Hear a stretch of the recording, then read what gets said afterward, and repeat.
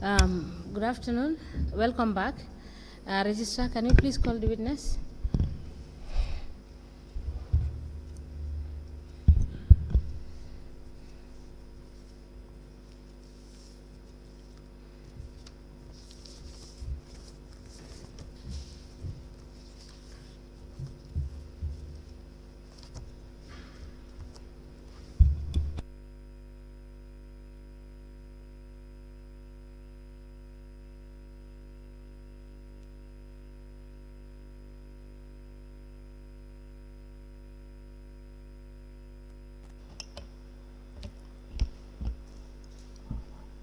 Please sit down. Welcome back, Mr. Witness. Before I yield the floor back to the chairperson for continuation of our proceedings, may I remind you that you are still under oath. Yes. Over to you, Madam Chair. Counsel, you may proceed. Thank you. Thank you. Good afternoon, Mr. Jallo. Yes, afternoon. You had started giving some evidence in respect of your position at the Local Government Service Commission. Yes. Can you tell us, where do you sit as a commission? We sit at the Ministry's Conference Hall. Okay. And do you sit maybe weekly or bi-monthly? Are you able to give? It depends on the issues that we have. At times we sit twice a week. At times we sit once a week also. It depends. Okay. And at every sitting, minutes are taken? Yes. Are the commissioners paid monthly allowances and Yes. sitting allowances, or only monthly allowances? No, only monthly allowances. And the monthly allowances are the same that were before Yes. this commission? Yes, it's the same. And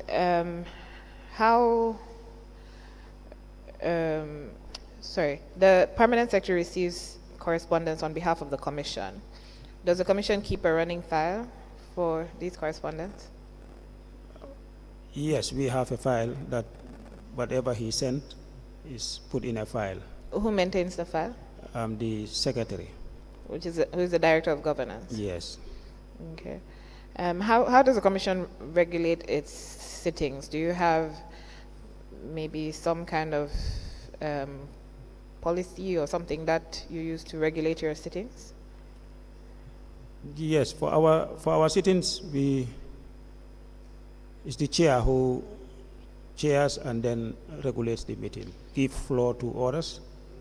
Anybody want to talk, they seek for the permission of the chair, have given the floor, and then that person will. And will what contribute. guides your decisions? Do you have legislation or regulations that you rely on? Yes. We have some regulations. Apart from the acts, we have regulations. Which act? The Local Government Act? The Local Government Act, the Local Government Finance and Audit Act.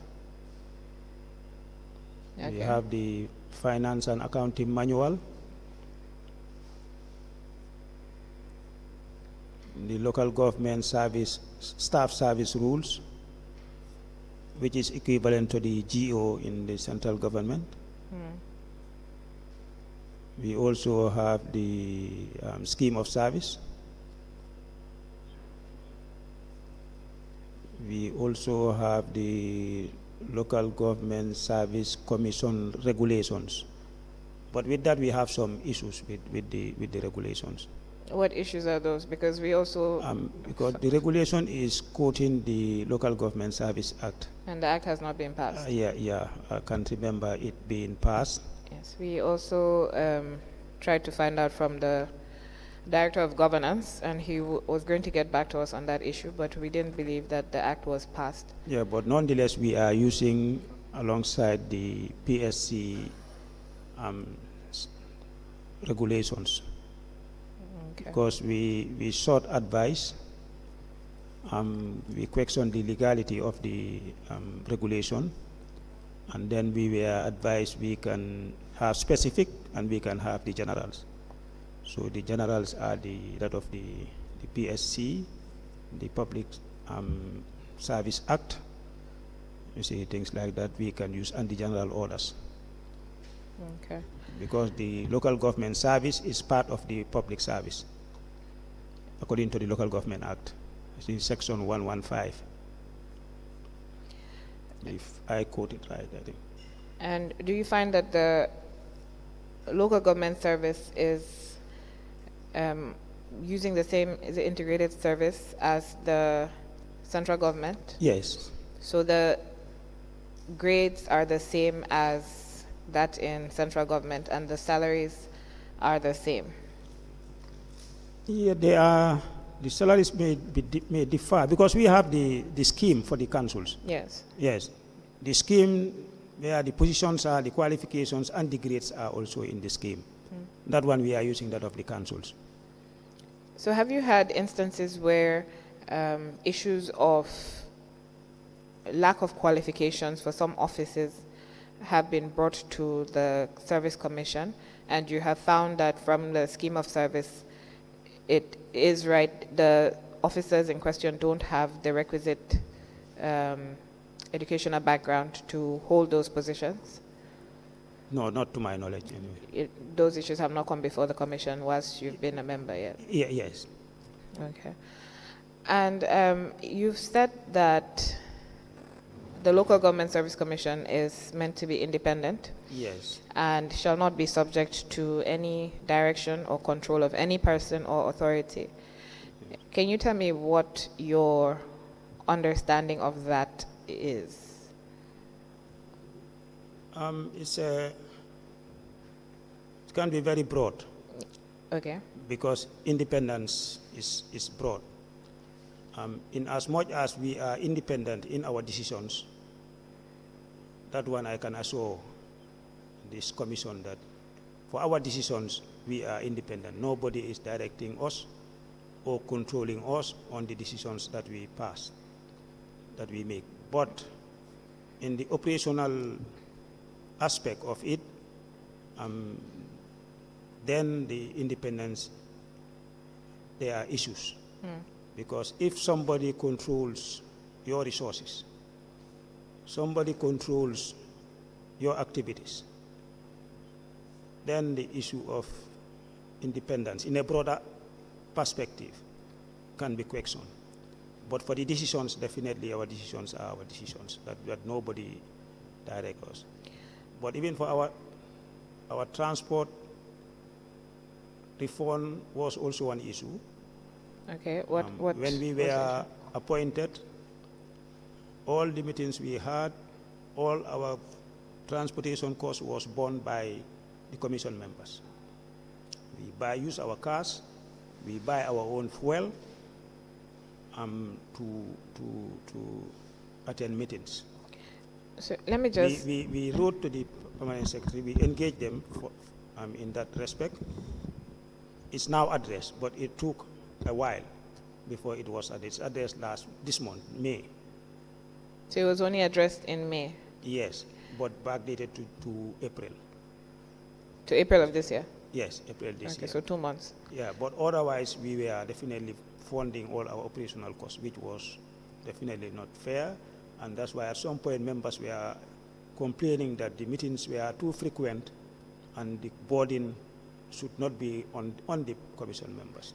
So just to be clear, the commission members are paid a monthly allowance of $10,000. Yes. And the chairperson allowance of $15,000. Yes. And you meet weekly or bi-weekly. Yes. And this is since, is it September last year? 2022? Yes, it was, no, we were appointed in September, but we had our inaugural meeting in October, and we had our first meeting, I think, in November. Because So then since we at were least November. requesting for the documentation, the relevant documents that we need to be functional. So we are waiting for those documents, and later they were supplied. Those are the documents I mentioned earlier. So since at least November of 2022, the commission has been meeting weekly or bi-weekly and has been funding its own travel, etc., to the ministry's boardroom or conference room to sit on the local government council staff issues. Yes. Although when we have our meetings, we'll be provided with breakfast. Okay. Yeah, that one they do. But the fueling, transportation was our main issue. But thank God it is now a thing of the past. Okay. Yeah, but even though we still have some issues, maybe we are yet to, when we get there, maybe I can elaborate on other issues. So you've said that the ministry, you don't have independence in terms of the operational aspects that you need to carry out your functions. Yes. So would this involve or include office space? Yes. What else? Yes, office space that we also engage the ministry, and even at some point the minister directed one of the offices for us to use it, but that office was meant for the Deputy Director of Governance. Could you speak a bit louder, please? Okay, the minister proposed us to use one of the offices at the Governance Directorate, which was not occupied, Okay. but it was meant for the Deputy Director of Governance. But now they have a Deputy Director of Governance who have occupied the office, Okay. and still now office space is an issue. Because normally when we are at the ministry, we converge at the director's office before we move to the conference hall. And it is very inconvenient, you see, because the director have other functions. His core mandate is there, core functions are there. Whilst we are in his office, he'll find it difficult, you see, to carry out some of those functions. So if the And ministry... we want to relocate Sorry. even outside the ministry. You what, sorry? We want to be located outside the ministry, if possible. Excuse me. Okay. So if the ministry does not provide you with the conference room, say on a date that you're supposed to meet, that means that you would not have where to meet? Yes. Now, there have been challenges from some of the area councils regarding the perceived independence of the Local Government Service Commission. Are you aware of these? Well, yes, there are allegations of the commission not being independent, but I don't know in what areas. But in terms of the decisions we take, we are independent. Have you seen any of the letters from any of the councils that raises the issue of non-independence of the commission? Yeah, I think KMC. Was it addressed to the commission whilst you were chairperson? Or was it something that occurred prior? Yeah, it was happening in the past, but these are follow-up letters will be coming, you see, stating the same issue. And would you agree that it makes sense that the councils think that the commission is not independent because the commission sits at the ministry.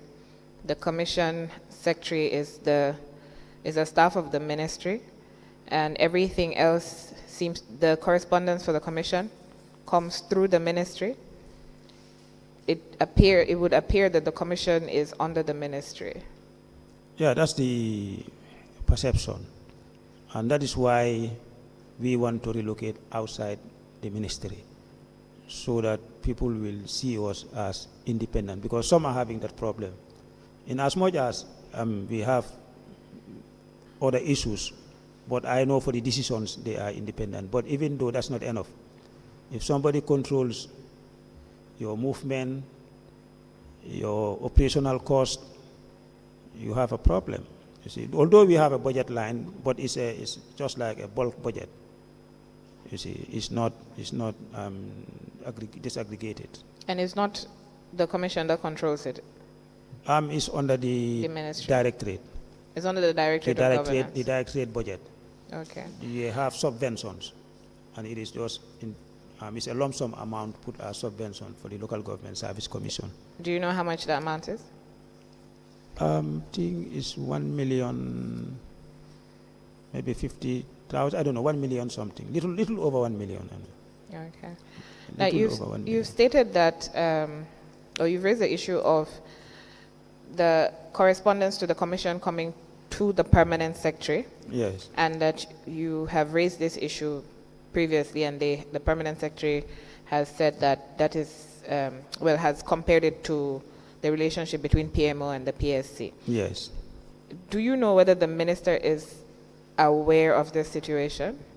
The Minister of Lands? Have you had reason to discuss this issue with him directly? Yeah, he's aware. He's aware, and Yes. he maintains the position of the permanent secretary? Yes, because that was obtained. So I assume that he maintained the position. Okay. We've noted from other previous witnesses that have been before the commission that in the case of these correspondence that come to the permanent secretary for the commission, and you have also stated that it takes a while for these letters to reach the commission. Do you think that this, or how does this impact the work that the commission does? Yeah, I think it can delay it. And also the issue there, I have two issues. Okay. One is the delay it may take, you see.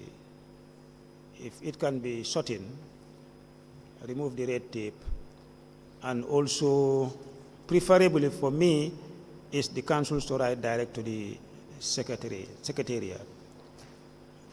That's what I prefer, and copy the permanent secretary. Because in that case, whatever reaches the secretary will get to the commission immediately. Yes.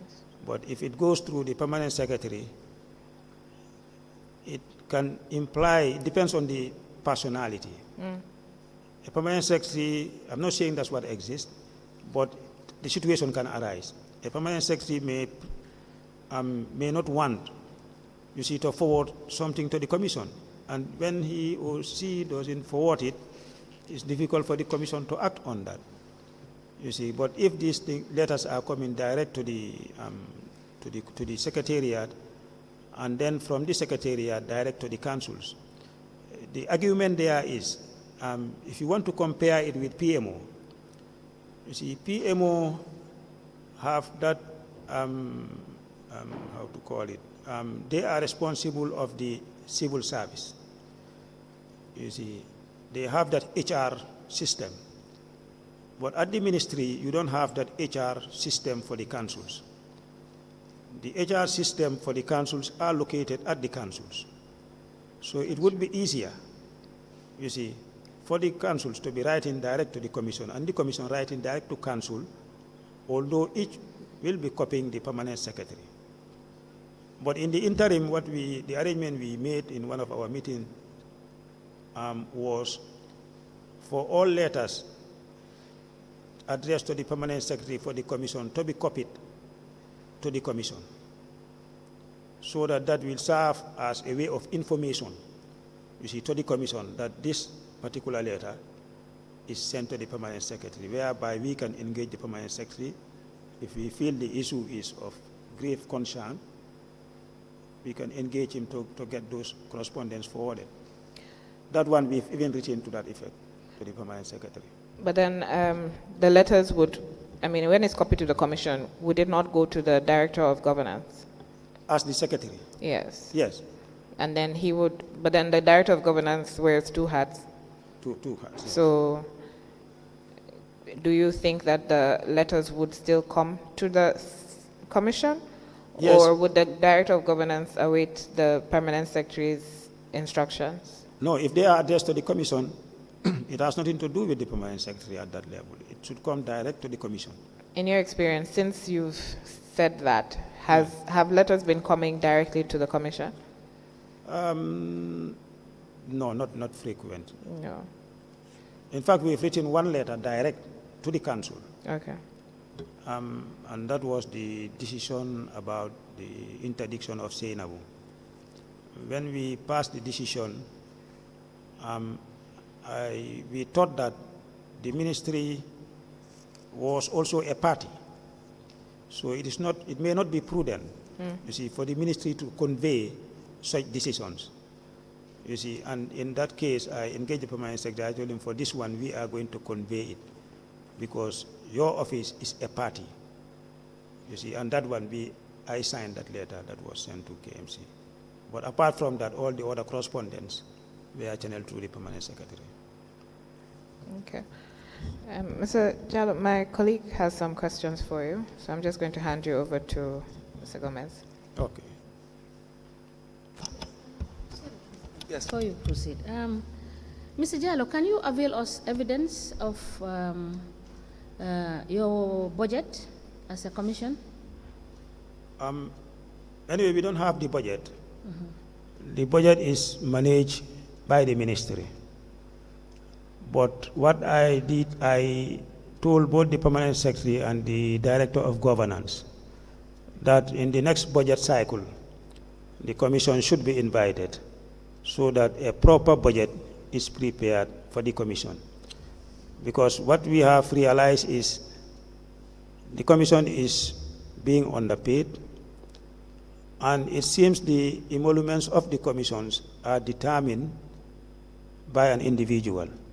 And where an individual discretion is to be used, you see, to determine the emoluments of the commission members who are meant to appoint very senior positions, who are paid far, far less than even those positions, there could be conflict of interest for some members. It depends. I'm not saying that's the case, but that's an argument, you see, for us to have a separate budget, you see, similar to that of the PSC, you see, not at par with them, but at least with similar budget. Yes, you've given us a figure. Yes. How did you know the figure that you gave to us? I That engaged this was the- what was provided for the commission? I engaged the director because when we were planning, we said we want to go to meet all the councils. And then we want our operational cost, you see, to be factored. Because the previous commissions, we are not getting even that transport, that fuel refund, Now, according to my yes, but understanding. we So would- then I we- was told that that was the budget. So that's what we worked out. But now we are requesting Yes. you to go get us the budget where Okay. it is reflected that this is your budget for the year for the commission. Okay, we can If, get if it means extracting it in a bigger budget, or Yes. the commission would need to have a look at it. that. Okay. Yes, and the second question is, you indicated that I think you were appointed sometime in October 22. Yes, 2022. And from that time onwards till April, that is not till May, you were not receiving your fuel, and you were just paid your fuel this May. Yes. And it was a drawback of 1 month was paid. April. Yes, April. Yes. Can you explain why Yeah, you are because- not paid the totality of what is in arrears? Yeah, in fact, we were not claiming to be refunded the fuel, but we were claiming for the fuel allocation to be made. We thought it would not take that long, but unfortunately it took that long, and it was based on the balance of the budget that was worked out from April to December, and then they calculated for each month. the So fuel your budget allocation. was done discretionary. I'm not sure, because the budget was done in my absence anyway. I was not Thank there you. at the time. Thank you. Yes. Council, you can proceed. Thank you, Madam Chair, and thank you so much, Honorable Commissioner. It is good to have you here. I will want you to discuss with us some few issues, and then we will now rediscuss some of the issues raised by my lead counsel. Okay.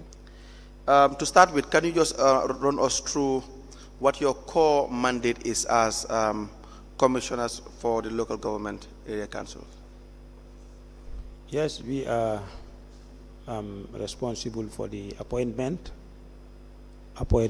discipline, transfers, and training, you see, of the local government service. And also we should help in the management of the local government service. So now all appointments and disciplines Yes. are addressed by your office? And transfers. Yes, so in the execution of your mandate, how do you go about it? For example, if you receive complaints or letters either from the area councils through the permanent secretary or directly, how do you sit over these issues? Yeah, when we receive a complaint or complaints from the councils, the secretary will call my attention to that. Then after, I will come over, look at the issues, then call up a meeting, and then when we meet, we look at the issues, and then we strategize the approach to that issue. Now, what role will the council play in the event that a staff need to be disciplined or they want to make recommendations regarding any form of misconduct to the commission? What is the role that they play? Yeah, according to the Local Government Act, the Establishment and Appointment Committee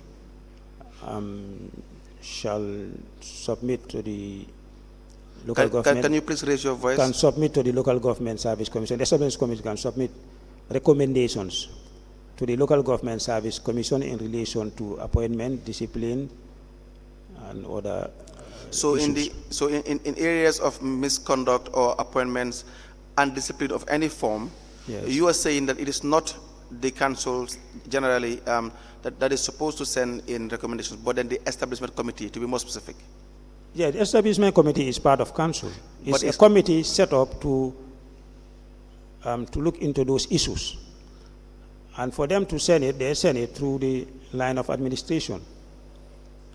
What is the difference between the establishment committee and council? The Establishment Committee is a subcommittee of council. That is why I'm saying Yes. that the recommendations for any disciplinary matters will have to emanate from the subcommittee of council, that is the establishment committee. Is that correct?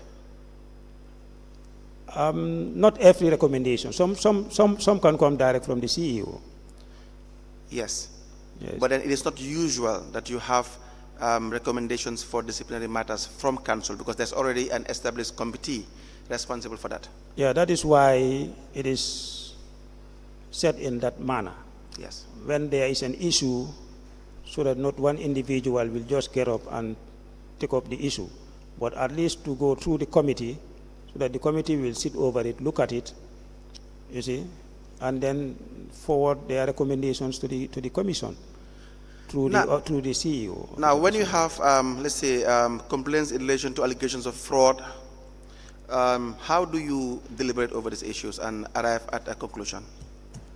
Yeah, when we have issues of fraud, we will look at it, diagnose it, and then come up with strategies.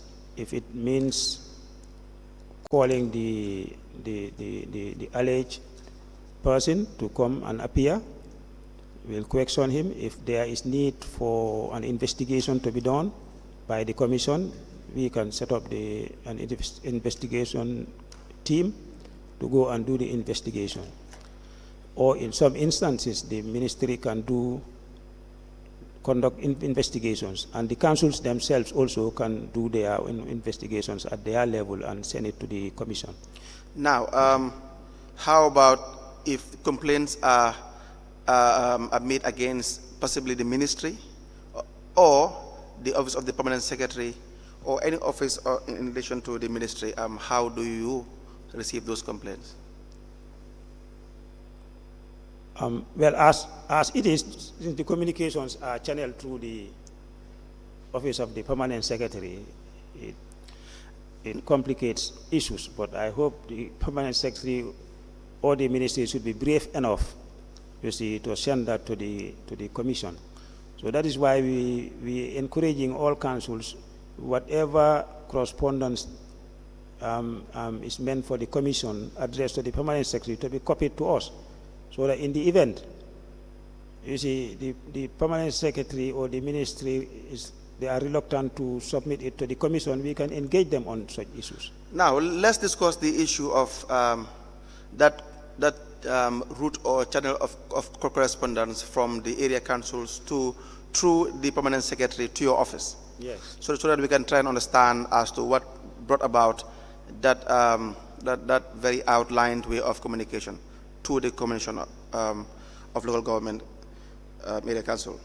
Now, I will read you an already exhibited file marked folio 105, wherein it, and I will read it for you, wherein the heading is Delegated Authority for Staff Appointments. Yes. And it is dated 6th February 2023. Okay.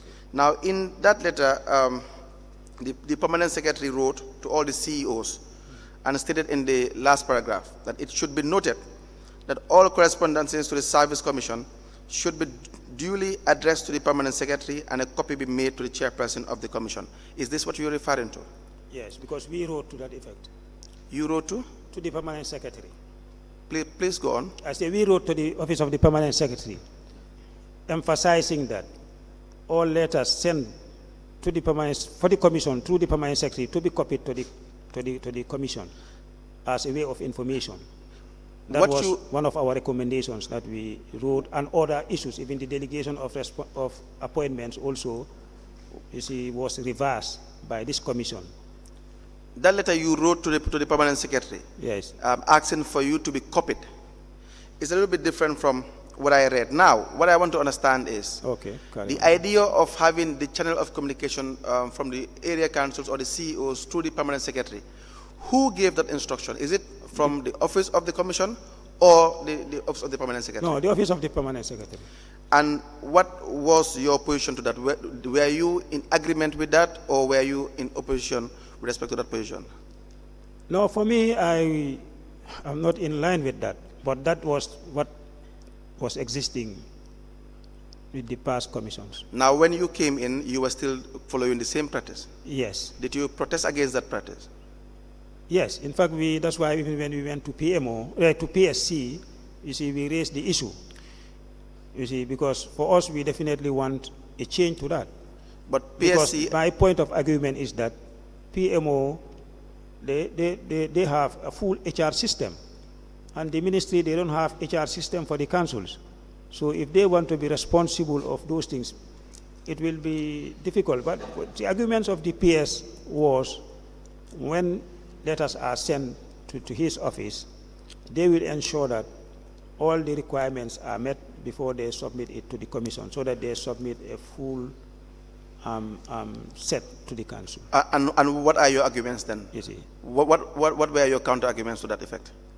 Now, for me, I have issues with that, like the bureaucracy, and it depends on the personality. Were those issues shared by your fellow commissioners? Of course, yes. And was it documented and addressed to the office of the PS? It was a discussion with the PS. Was it documented in a form of a formal communication? No. And why was that? Because we sat and discussed over it. But then they wrote. You see. They wrote and made sure that there is a clear instruction that communications must pass through them. And if you are the chairperson of the commission and you feel that that is wrong, it's one thing to have it in your head. It's one thing to agree with your commissioners, but did you communicate that to the PS? In writing, no. Because this was after our discussions. Let me after our discussions, when we sat, then we wrote to the permanent secretary. Because then it was agreed that now all letters will continue going through the office of the permanent secretary and then to the commission. You see, that was the time maybe when the permanent secretary, but this was the practice before. That's fine. Maybe this letter is just recent, trying to remind them. The practice is not... Because of maybe some letters came direct to the commission. You see, maybe that was the reason that... My point is, you are not in agreement with that practice. Is that not correct? Yes, And therefore, you don't think it is the best practice? yes. In fact, the advice you have had from the PSC is that that is not, in fact, the best practice. Yeah, but PSC was suggesting a similar thing. We have a letter from the PSC, and they were not suggesting a similar thing. They were saying Yes. that there has to be your office must have its own secretariat. Yes. So that is not similar to what the And permanent that is secretary our is position. indicating. So now, Having our secretariat and having the correspondence going through another body are different things. Because in the PSC, they have a secretariat, but letters goes to the PMO. we understand that So point. that's what they wanted to replicate at the ministry. No, we understand that point.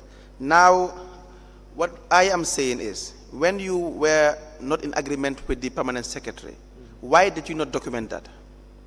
Why were there no any formal communication between your office and the permanent secretary?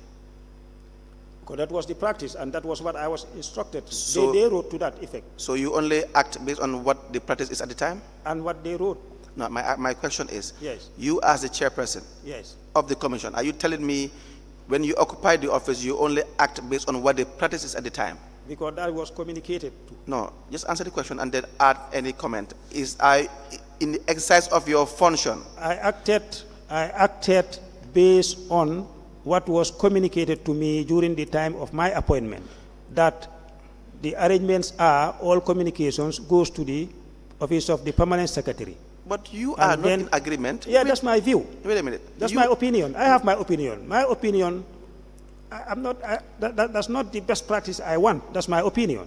In fact, You your see- opinion was not only your opinion, but it was an opinion shared by all see? your members in the commission. Is that, and you agreed with us that it was not only an opinion, but it is a position of the commission at that time, Yeah, it was my opinion, and I shared it with the commissioners. and they agree. You see, and they all welcome the idea. So why And you this, did- this means an engagement. See, So then we engage the permanent secretary, you see, on that issue. we are trying to understand how we can arrive at a very and help your office Yes. to execute your functions very well. Yes. And in doing so, where things are going wrong, we should be very much straightforward to admit, and we will move on. You have told us categorically clear that you are not in agreement with that arrangement. Your commission members are not in agreement with that arrangement, but it was the norm, it was the practice. Is that what you said? Yes, that was the practice. Exactly. Now, I am asking you a question. And the question is, are you telling me in the execution of your function as a chairperson of the commission, you only you only execute your function based on what the norm and the practice is prior to your appointment? No, I think you have to try to understand what I'm explaining. What I'm saying is, during my engagement, this thing was written black and white, that these are the conditions of the appointment, Now, that the communications goes through the office of the permanent secretary to the commission as like that of the PSC. I don't doubt that. Yes. I agree with So that was my engagement. In my engagement, that's what was there. I don't doubt that. You see? You are being... But when I came, you see, I saw, for me, I have my opinion, I thought that was not best practice. The best thing is, if they can write direct to us, would be better. In fact, your opinion was not only a mere opinion of an individual who is not a professional, but it was based on your experience and your information by the Act. The Act says your office is independent from the direction and control of any individual or authority. Is that not correct? Yes. And that is the base of your opinion. Am I correct to say? Yeah, that's one part of it. Exactly. That's so, one part of so it. if you find any practice You see? prior to your appointment you believe is wrong, and you and your entire office believe it is wrong, you could have simply communicated that to the permanent secretary.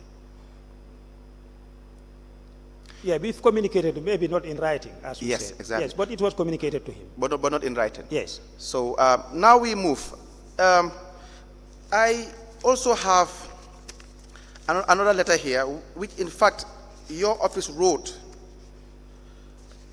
and you now maintain the same position that the permanent secretary instructed. The office is on, letter is folio 195.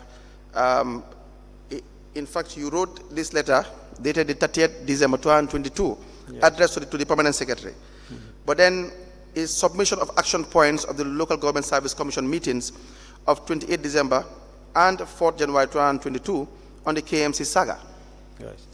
Now, the interest part is paragraph 7. Okay. When you said that all correspondence emanating from councils Yes. for the commission must be duly addressed to the Permanent Secretary and a copy made to the commission. So now, you are not only acting based on what the Permanent Secretary directed, but you are now in fact reaffirming his position. Yeah, because after the engagement, that was the conclusion. Yes, a conclusion you never agreed with. You see, that was the conclusion. So I'm saying a conclusion you never agreed with. Yeah, my opinion, we have shared opinion, different opinions. But at the end of the day, when we sat, we came to a conclusion Very well. that this was the operational. If that is the case, why did you now instruct and decide as a commission that since the case of Senator Martin involved the office of the Permanent Secretary, Yes. or thereabout, that communications should now be directly through your office? Yes, because for that one, we thought the ministry was a party. Yes. And as a party, if they want to communicate that decision, you see, the other party may think that they have influence on the decision. Right. So that is why, for this one, we told him, no, this one we are going to send it since your office is a party to it. but- it would not be prudent for you to convey such a decision to the council. But Chairman, Yes. are you now not cherry picking? Am I not? You decide to follow the instructions of the Permanent Secretary when it suits you and it is convenient and there's no problem. And now you know fully well for a fact that in this instance, you don't want to follow the instructions by the Permanent Secretary to make sure all communications are passed through his office. No, I disagree. You have to have a particular I mode have, of operation. we have a particular mode of operation, but where there are conflict of interest, Yes. it should be taken into consideration. And in this particular issue, there was a conflict of interest. Did they raise that? And as the commission raised that. No. Did the applicant raise that there was a conflict of interest? Yeah, because the commission, the KMC was saying that the ministry is trying to usurp the powers of the commission. Did you those, have the, those are allegations. That did you have the ministry respond to that allegation? You see, I can't remember that. Exactly. There was none. Yes. Yeah, but the issue is that was being said. They were questioning it. And there was a conflict. And when you have conflict of interest, you have to find a way of addressing it. And that is why for that letter, we insisted that we have to write it. And we prevailed over the Permanent Secretary on that issue. And that was one of. Because that is the right thing But to do. it is not the issue of we decide what to do, when to go with the normal practice or not. But where, in any situation, when you have conflict of interest, you have to find a solution to that. No, because that is the right thing to do. Because you have said, when my lead counsel was leading you, you have accepted that it is not only sufficient to know that in your decision making you are independent, but the mere fact that someone is paying your bills, someone is funding you, someone is making sure that your survival depends on them.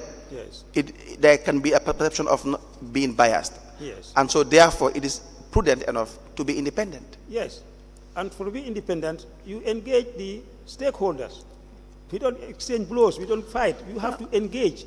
So it's that engagement process that we are doing. And at the end of the day, we hope we will prevail. No, but you haven't done that. You haven't written We've to done them. that. We've engaged the Permanent Secretary on the issue. No. You see, it will be convenient. This is a formal.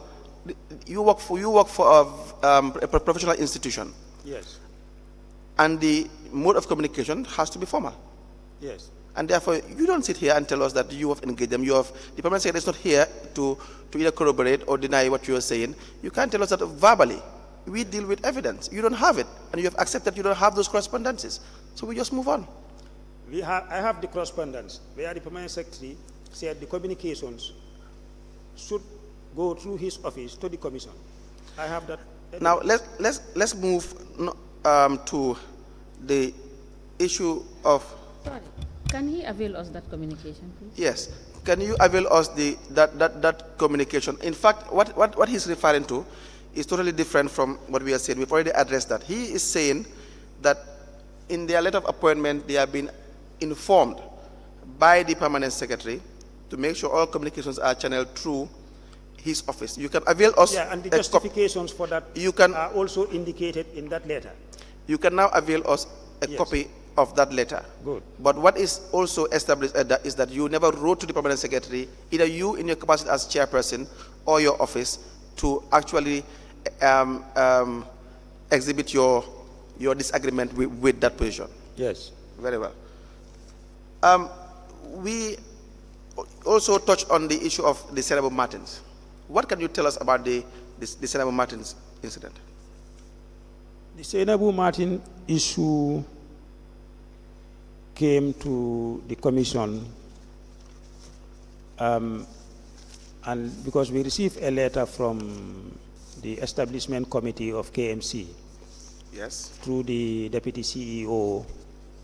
This was sent on the 12th December 2022. You see, and I think that letter was sent even direct to the commission. So when we received the letter, then we sat over it.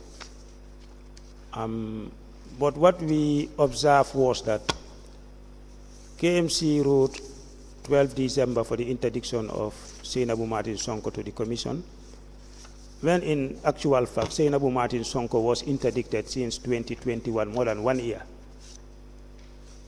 Yes. So we saw an anomaly. Right. You see, and then we are trying to rectify that anomaly. And then, because the issue is even at the courts, and then we said the subsequent decisions of the commission shall be determined by the outcome of the court. Very well. Yes. But for the Senator Martin's case, yes, we want to understand the role you played as the commission in addressing that issue. Okay. So we will start with the correspondences that you wrote to the deputy CEO, that's Kajali, one Mr. Kajali. Yes. Is that correct? Yes. And when you wrote to Mr. Kajali in relation to making sure that he hand over to Senator Martins, what happened? Yes. Yeah, because when we wrote conveying the decisions of the commission, then they resisted. When you say they, who are you referring to? The council. Very well. Yes. Then after, I think a follow-up letter was also written by the ministry, because we engaged them on that issue, that these people are yet to take over. And then a follow-up letter was written, a warning letter was written for them for Kajali and others. Yes. You see, to hand over. And after they wrote, then Kajali in his letter was trying to personalize our letter, because Kajali wrote conveying the recommendations of the establishment committee.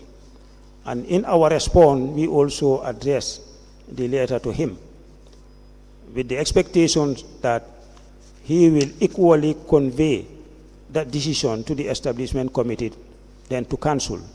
But instead, he wrote to us, telling us that the letter should be addressed to the office of the mayor, since the reporting line for the CEO is he reports to the mayor but answerable to council, that we should write to the mayor, not to him. Then we wrote back. Proceed. Indicating that the office of the CEO is the administrative arm of the council. All correspondence going and coming are addressed to the office of the CEO. It was on that basis that we wrote, because he wrote on behalf of the establishment committee. That was normal. But when we respond through him, it's not normal. That was the funny thing about it. And we explained to him that the issues are not addressed to you personally. These are issues of council. You see? Now, just for the commissioners to understand, Yes. you wrote to the deputy CEO Yes. for him to hand over to the then CEO, that is Senator Martin Sonko. Yes. And he wrote back to you, which I will read subsequently, informing you, the commission, Yes. that he cannot adhere to your instructions Yes. because otherwise he would be in contempt of the council because he's been instructed by council. Okay, that was Now- the other letter after that. After Yes. the letter I mentioned. Yes, basically this is summary. Yes. And there was a standoff between your office Yes. and Kajali. Yes. At some point you have to invite him over for him to explain why Yes. he did not hand over to Senator Martin. Yes. Is that a fair summary?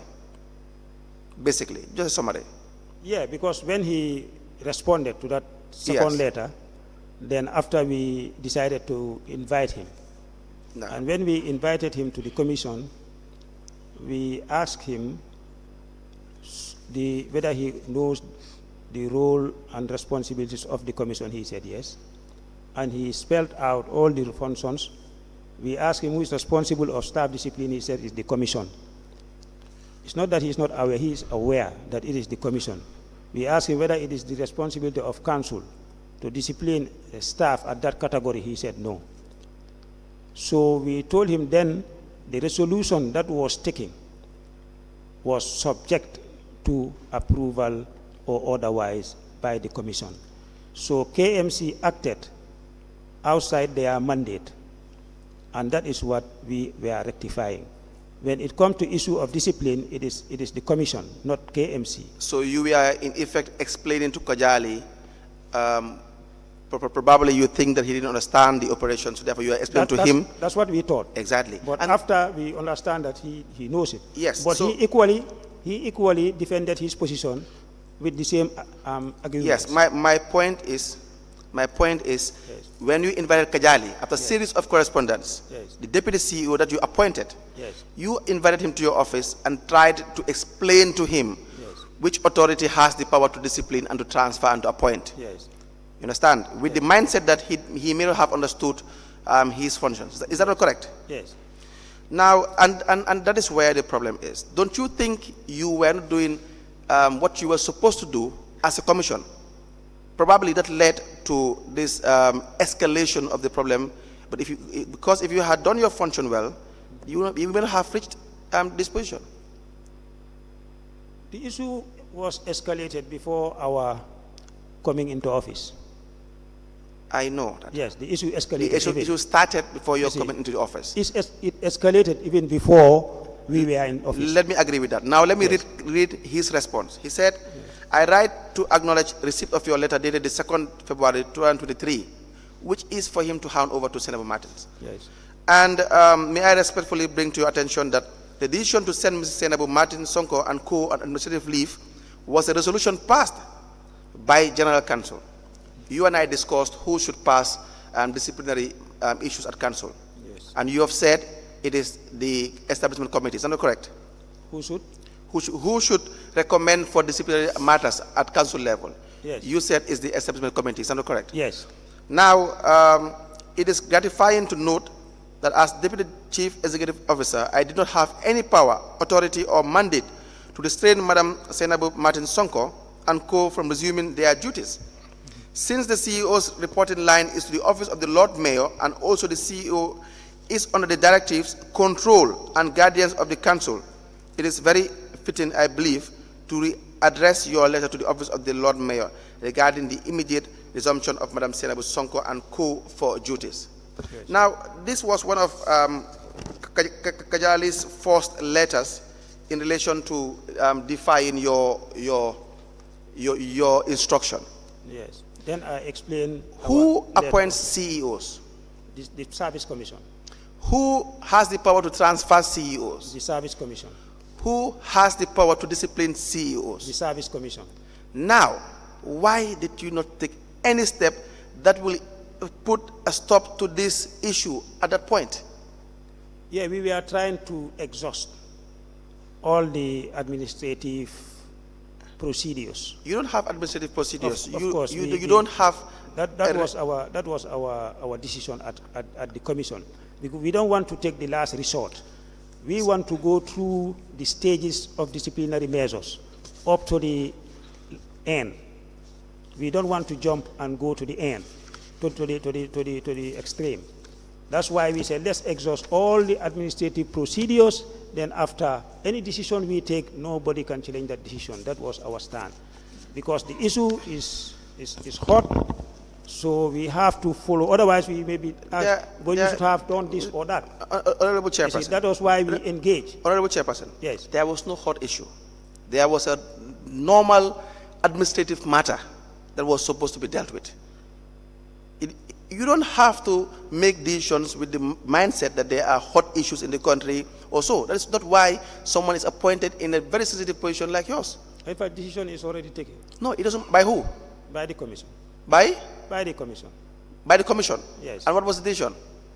That he is demoted. He is? Demoted. And when was that? That was last week. But as at the time of this letter, Yeah, there he was was no there. decision. Yes. What informed your Because latest? then what delayed the decision? Let us just listen to each other. Okay. What informed your decision last week Yes. that which led to your office demoting Kajali? Because of the irregularities or the illegality of the commission rules Were you aware? that we were relying on. They are delaying us. Then after we made consultations, then we were advised that we can use that of the PSC. When we got that advice, then we decided to use the PSC regulations to sanction disciplinary measures on Kajali. That was good. I hope it was done. I will hope it was done earlier. You were aware that a commission of inquiry of this sort was set up by the president, Yes. and you never acted prior to the setting up of the commission of inquiry. You never made that decision prior to the setting up of this commission of inquiry. No, we did. We did. No, engage, we did engage. No, you see. When we noticed, can I explain this? Let me learn first. Okay, when I ask you a question, just be fair to me and answer the question. If I'm wrong, tell me you're wrong. Yeah, if I'm correct, tell me you're correct. But answer the question, then make any comment. Okay. You said you made a decision last week Yes. and demoted Kajali, the then deputy CEO of KMC. Yes, and redeploy him. And that was last week. Do Yes. you have a copy of that letter? No. Make sure, please, you provide a copy of the letter. Yes. My point is, Yes. as at the time you were taking the decision, this commission of inquiry was already set up by the president, and it was, in fact, Yes. it has started operations. Yes. Is that not correct? Yes. So don't you think your action, number one, undermines the work of the commission, number one? Number two, you were trying to cover up your inactions, because you could have acted in the same manner last week when this problem started. You failed to do that. I disagree. Tell me why you disagree. Yeah. One, the delay for the decision, because I can't remember the exact dates when we invited Kajali. I can't remember the dates, you see. And when we wrote the final letter to him, then we met to take a disciplinary measure.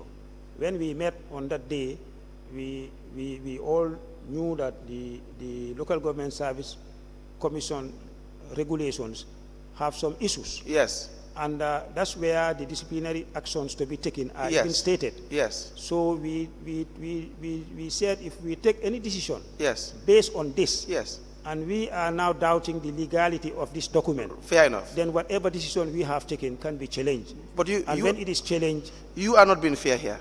You said you have listed the rules or laws or regulations that you follow in the administration of your duties. When my lead counsel examined you, I said and what? You have made reference. Yes. For example, you have said even though that 2010 regulation yes, is probably not legal, yes, but then you follow the regulation set out by the PSC. Did you not say that? yeah, that's the reason.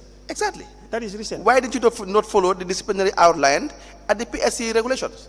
That's what I'm saying. Then we didn't have the legal advice. when we wanted to take the decision, we have to resort to a legal advice. So- and we were given the legal advice that we can use the generals, that is that of the PSC, you see, to take decisions. No, but When we were given that advice, that was the time we take that decision, but that was delaying that decision. no, in fact, you see, let me repeat myself. Now, when the commission was set up Yes, and it has started operations, yes. hearing matters in relation to these cases, why did you not wait for the outcome before you jump into conclusion of a matter that has already been supposed to be dealt with? Yeah, but this was matter in hand. Also, we have a concurrent jurisdiction. That's what you're saying? But we are not in any way Is that what you are saying? We are not in any way undermining the authority of the commission. Possibly, but possibly no. But then you are covering up your inactions. You see. You failed to do what you were supposed to do. And now let me read you We've your done letter it. No, with folio. with due respect, we've done what we are supposed to do. We are limited. We have constraint in the legal documents that we are to use. Where we are constrained, we have to resort to an advice. And we've got that legal advice, and we acted. When we got that who legal advised advice, you? we could not have acted. Who if gave not- you the legal advice? You see?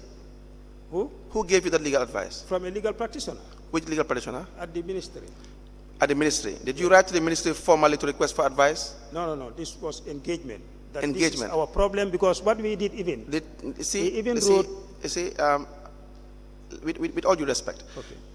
let us keep the conversation based on the issues. If I ask you questions, just answer them, and then you make your comment. Did your office, or you as a chairperson, write official to the Ministry of Justice seeking for legal advice in this matter? No. Now, did you, in your individual capacity, seek for random legal advice as to what should be done? We've asked the commission. You did it in group. You all went to the Ministry of Justice? Two of us. Two of you. Yes. Is that binding to the commission? This we are seeking advice. Is that binding to the Of commission? course, it should be. It should be. Yes. You see, when was the legal advice sought? This was, I think, 2 weeks back, 2 weeks back. something like You see, you and I know, and we've already agreed, that you haven't officially sought any legal advice. Is that not correct? Officially? I wouldn't say officially, because the advice we sought Is it just difficult? Is it difficult to say? It's a staff of the ministry. Honorable with legal background. Honorable Chairperson. Yes.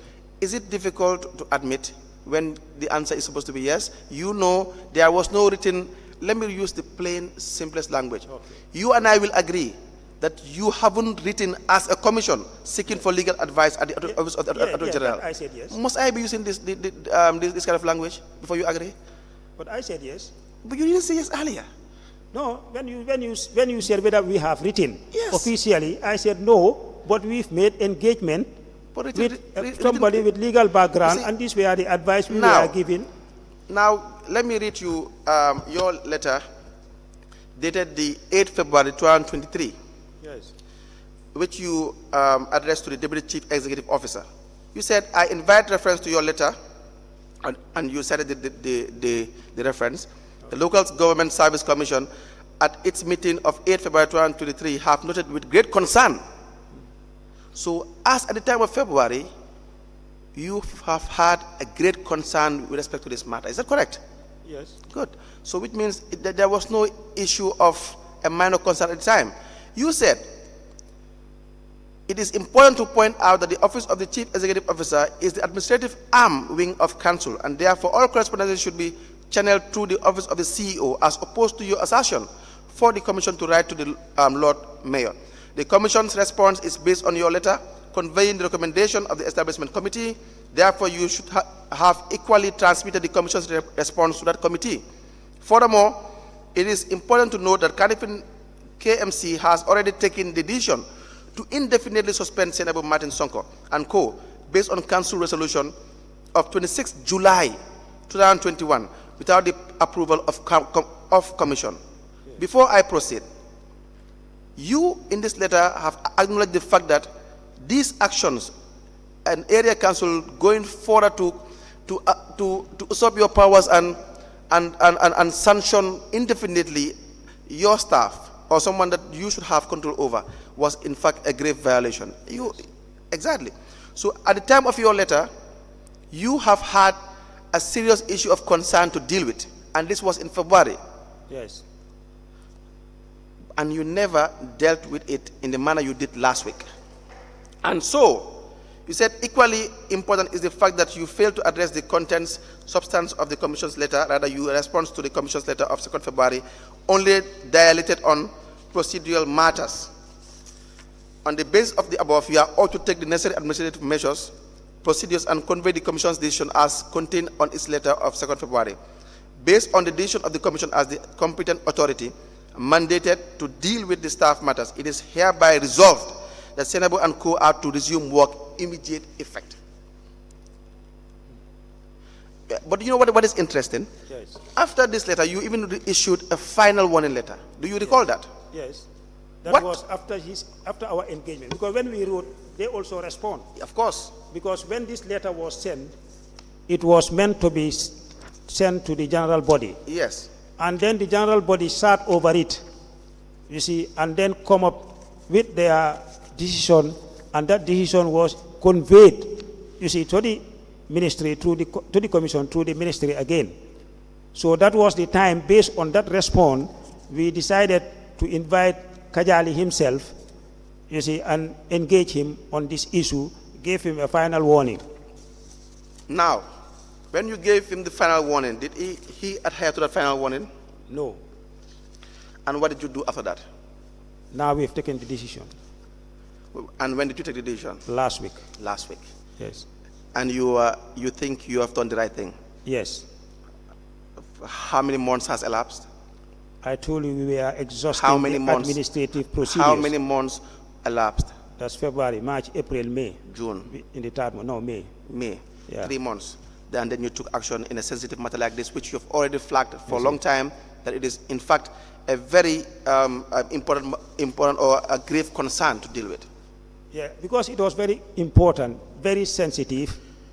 We have to take our time. We don't want to rush it and get it wrong.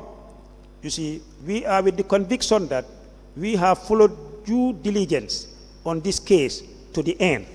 And this is our stand. As a commission, whatever we are to do, we have to do it right. We don't have to rush on issues. We have to exhaust all the administrative procedures and then come up with the decision. And that is, in our opinion, that is our stand. That is the stand of the commission, Local Government Service Commission. It When can you be re- when you subject res- to many interpretations, but When- for us, when you resolved to that Senabo Martin and Co. to resume work with immediate effect, yes, what prompted your decision? What informed you of your decision? because of the Senabu was sent on indefinite leave more than 1 year before the establishment committee writes to the commission. What were the allegations against Senabo? That initially I thought they said Was 12 it fraud million, of 12 million? 12 million fraud. Did you ever sit on that issue? No, we did not discuss it in totality, but what we've realized is You discussed it. Senabu did not embezzle 12 million. What Senabu did is How did issue a loan guarantee. How did you know that? Issue a loan guarantee. How did you know that she did not embezzle 12 million? Through the correspondence of KMC. The correspondent of KMC outlined that there was no embezzlement of 12 million. Yes. You are sitting here telling us that Yeah. they said, was there a conclusive investigative report in relation to that to conclude No. that there was no 12 million? Whether there was? Was there a conclusive investigative report either by the police or any authority in the allegations outlined by KMC? I think we are getting wrong signals about KMC. What? What KMC, the correspondent, what was said in the media and what was communicated are two different No, things. I think you are getting it wrong. Yes. Forget. What was communicated in this media was that there was 12 million embezzlement. Yes. But on document, on paper, what is said there is she issued a loan guarantee of 12 million for the staff association. That is what is communicated to us. That's what we looked at. Now, what was communicated was that there was a suspected fraudulent activity of 12 million in the manner of loans. Don't change the facts. You know it. And wait. My question is not even that. Yes. Were you given any investigative report by any authority to absolve Senator Martin from those allegations of fraud? No. Forget the 12 million. You were not. No, because the issue is Were you? The case was not conclusive. The case is at the court, and we were also informed that a presidential commission is being set up that can look into the issue rather than us coming up with. We thought it wise not to duplicate efforts, because if we set up a committee or a committee to investigate the whole saga, and then the commission is is it also, Jallo? yes. Jallo, don't tell me about duplication of effort of efforts. You already did that. We've already gone through that line. When you were sitting over a matter, knowing fully well as a commission set up for that matter to cover your tracks. So let's forget about duplication of effort or whatsoever. Just answer the question. Were you issued with any report investigating and concluding the issue of Senator Martin with respect to the alleged fraud? Yeah, at some point we saw a document. Okay. Because Document from the ministry, which says? that was a report Yes. that was done by some inspectors. Yes. Okay, after initially we did not have those, And what was the conclusion of the report? but later we saw the report, Yes. and we look at the report, but there were still issues. Did the report, see, you know where I'm driving at, and you refuse to agree. You arrive with me at the destination, but we will get there. No, carry on.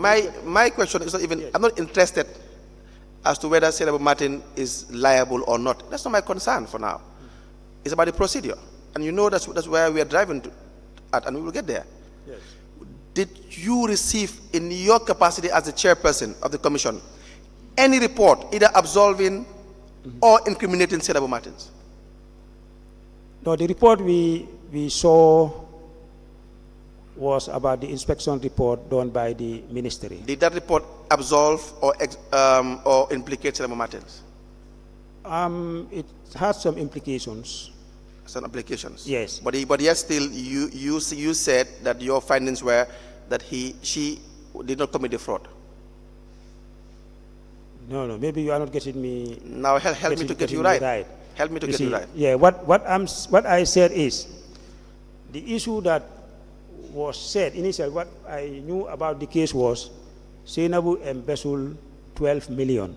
But when I get to the commission, I saw the correspondence, I realized that it was not that she embezzled 12 million, but the issue was an administrative malpractice. See, where she issued a loan guarantee for the Staff Welfare Association without the approval of council. was that opinion shared by your commissioners? That is wrong. No, was that opinion shared by all your commissioners? Yes. All your commissioners share the same opinion? Yes. You are saying you have seen a correspondence and you have concluded Yes. that it is not that he embezzled 12 million, Yes. but it was an issue of financial malpractice. Administrative Malpractice. malpractice. In what form? Can you explain what you mean by administrative malpractice? That he issued the guarantee. Yes. Normally it's the CEO who signs the guarantee. Yes. For councils. Yes. As the accounting officer of council. Right. You see, but in this case, we thought that he should have sought the authority of council Yes. before that was done. And that was not done. And that was not done. And therefore you still hold that she is still innocent of the allegations. No, we are not saying she's innocent. We are yet to conclude about Senabu Fraud, Martin's issue. fraud. If you check No, our no, letter, I told you since if the you check point. our letter, we indicated it. Sorry, The final can I come in before? You can the come in. next Yes. thing will be after the conclusion of the case. Just answer a question Yes. from the chairperson and then we'll proceed. Yes, you said you believe that Senabu Martin ought to have received instructions or approval, some form of approval from council to issue the guarantee. Yes. Now, my question is, do you have or do you know any regulations or bylaws that have been set out to prevent the CEO from taking such an administrative act? During the course of your interactions and your back and forth writing of letters, were you able to see any of whether it's in the service scheme, whether it's in their regulations, whether it's in their bylaws, that provided that the CEO should have approval or should have authorization from the council for her to take the steps she has taken? No, I have not seen any regulation regarding that, but going by, So what you are telling us is your opinion, right? yes. Thank you. Council, you can proceed. Yes, my point, just maybe I should tell you where I am driving at now, since you already know, is the fact that you, in your capacity as a chairperson and your office, failed to address this matter. Now, I told you, I am not trying to discuss here whether, at this point, whether the loan allegations were true or not. That's not my interest as of this point. And I certainly don't expect you to say that. But the reality is, you as a commission never sat and addressed the issues of the allegations of fraud in the case of Senator Martin. And that's a fact. Because the issue is at court. Is that a fact? Because the issue is at court. No. Yes. When you first received the complaint, the issue of the fraud was never in court. The issue of the fraud was never in court. In fact, it's not in court as we speak. What is in court is not the issue of fraud. You know it and I know it. What is in court? I'm asking you. Do you have correspondences to show that the issue of the fraud-related allegation is in court? The Senabu is being arranged by any court? Do you have it? No. Exactly. So why do you conclude on facts that you are not sure of? You have an institution to run. You have a mandate to run and to adhere to. You don't busy yourself with other matters on social media and so on and so forth. The issue is you deal with matters as they come. Is that not the case? Yes. Exactly. And therefore you should have dealt with all these issues as they come to your office adequately. Is that not the issue? Yeah, that was the issue. Is that not the case as what you are supposed to do? Yes, but we acted in this manner because of the Commission of Inquiry. When you sit as That was a commission, Yes. is your independent opinion sufficient for a decision to be made, or are decisions made based on deliberations and a letter issued to that effect? Well, it depends on the case.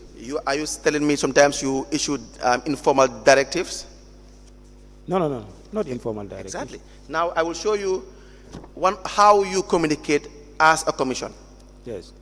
There is this letter here, folio 126, dated the 18th of April 2023, wherein you wrote to the permanent secretary with respect to the heading submission of action points of the LGSC, Local Government Service Commission. Yes. And the introductory part reads, I write to convey approval for transmission of the following decisions of the Commission at its meeting on Monday, 17 April 2023. Okay. Is that not correct? Is this not your formal way of communicating to correspondences? When decisions are made, Yes. are this not the manner in which you communicate them to? We communicate to the permanent secretary for him to convey the decisions. Exactly. Yes. That's my point. This is the official way that you communicate. Yes. And this was not done in the other instances that we were talking about. That is. The issue of Senator Martin, the issue of the fraud allegation, that there was no decision to this effect at any given point in time. In fact, it was not even discussed at the commission level. What was not discussed at The the issue of the fraudulent allegation. No, it was discussed. Now, can you provide us a letter to that effect, like the similar, which will highlight? It was discussed, but no decision was taken You see, on that.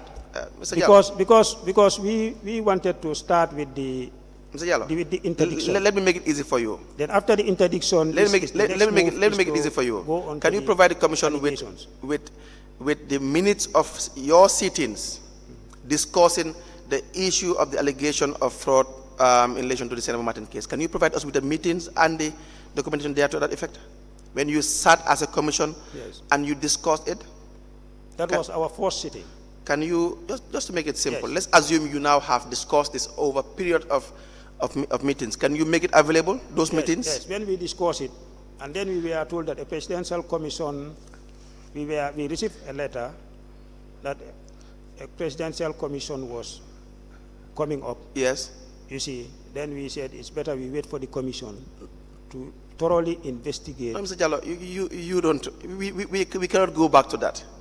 We cannot go back to that. You are now telling me, because of this commission, you decide it is best to wait. But then, in the manner of suspending the deputy CEO, it was not the best time to wait. How do you justify your answer? Yeah, the deputy CEO was and co were sent on leave more than 1 year. Why did you wait You see? in relation to the Senator Martin, and you did not wait in relation to the deputy CEO? Why didn't we? The deputy, in case of Senator Martins, you are saying the commission was set up and therefore it is best to wait. You're on record. Yes. And now I'm saying I'm not going to buy your that position because a similar incident occurred and you decided not to wait for the commission.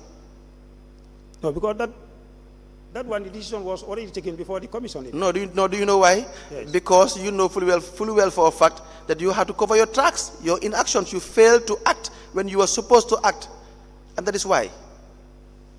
But I've explained the reason for the delay of the So again, of the decision. yes. Again, now, Yes.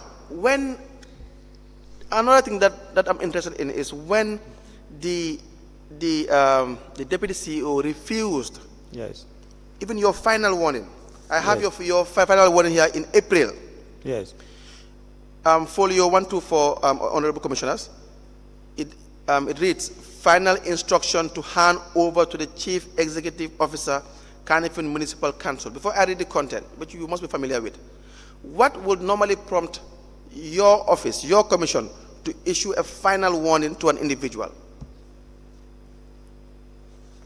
Yeah, because communications were made. No, forget this matter. Yes. Generally, when you are dealing with a disciplinary issue, Yes. and you have to resort to issuing a final warning, what must have advised your decision to issue to a final warning in a disciplinary matter? Yeah, in a disciplinary matter, you have to issue warning letters first, Yes. second warning letter, Right. and then you take your action. So am I correct to say it is a last resort position?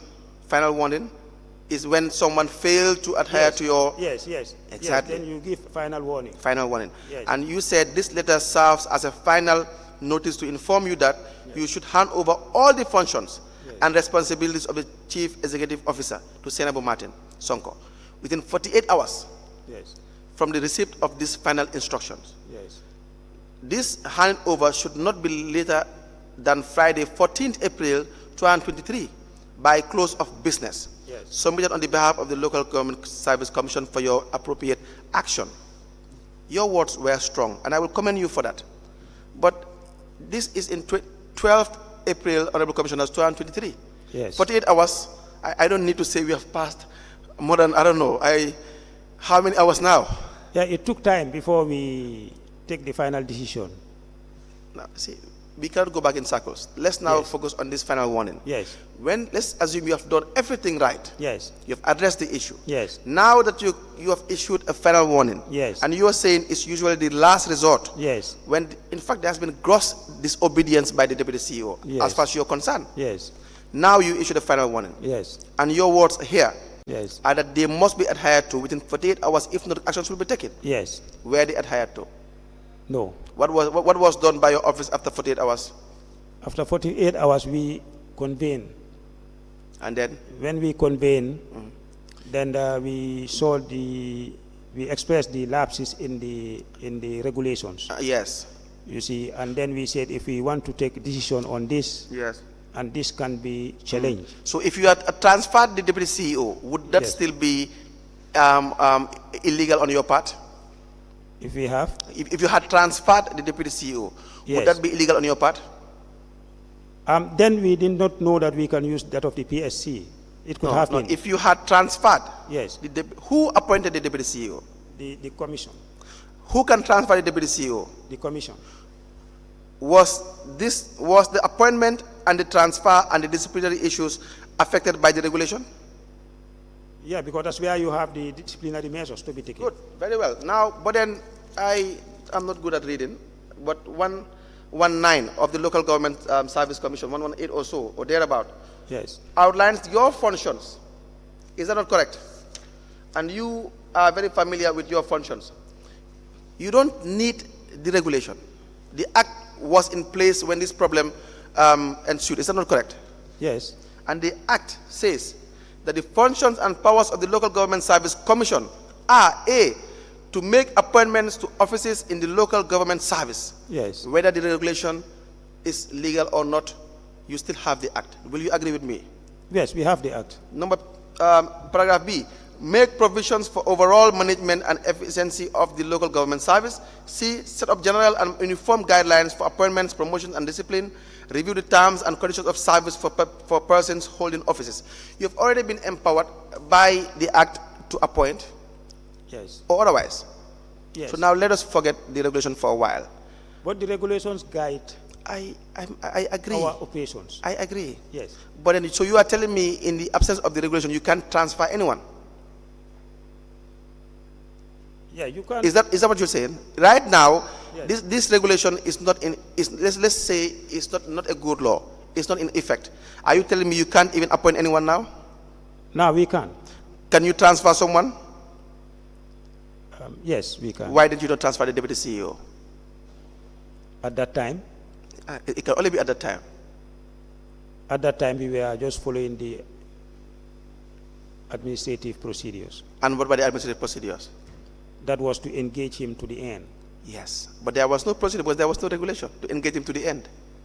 Yeah, but along the way, we noticed that the regulations that we are using have some issues. Mr. Jallo, so now this is what happened. I think I'm trying to tell you what prompted our decision and the delay, you see, in taking that decision. The delay in taking that decision was because of the issues we have with the regulations. No, And we the engaged the ministry. The delay that Can I prompted land? your decision Yes, is not executing your mandate the manner in which you are supposed to do. See, we have to be honest. The delay, I know you may have regretted that, not acting early, but the delay is the result of the delay is what we have faced over the months, over the period. You see, when you are supposed to act and you don't act, these are the likely repercussions. You will sit, you will defend yourself, you will come up with excuses, but people don't appoint you or me or anybody else to be given excuses. That's the hard fact. no, we agree there is delay, Exactly.